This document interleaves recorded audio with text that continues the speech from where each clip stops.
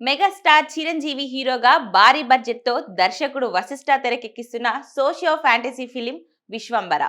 విశ్వంబరపై చిరు అభిమానుల్లో అంచనాలు పెరిగిపోతున్నాయి. సినిమా స్టోరీపై ఇప్పటికే పలు రకాల ఊహాగానాలు వచ్చాయి.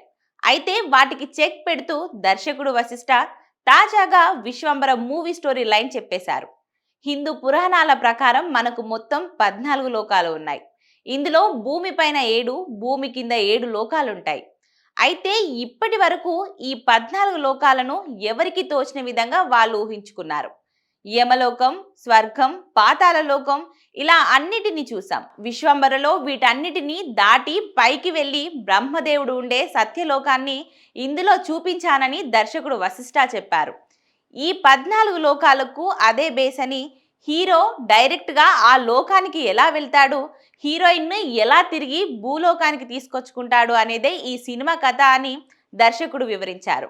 ప్రస్తుతం ఈ విషయాన్ని చిరు అభిమానులతో పాటు సినీ ప్రియులు సోషల్ మీడియాలో షేర్ చేస్తున్నారు. వాస్తవ ప్రపంచాన్ని తలపించేలా సెట్స్ వేసినట్లు గతంలోనే దర్శకుడు వశిష్ఠ చెప్పారు. ఇప్పుడు కథను వివరించారు.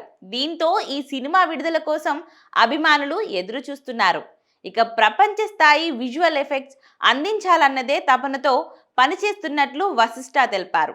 విఎఫ్ఎక్స్ సహాయంతో సరికొత్త ప్రపంచాన్ని వెండితెరపై ఆవిష్కరించామని, చిరంజీవిని ఇప్పటి వరకు చూడని పాత్రలో చూస్తారని ఆయన చెప్పారు.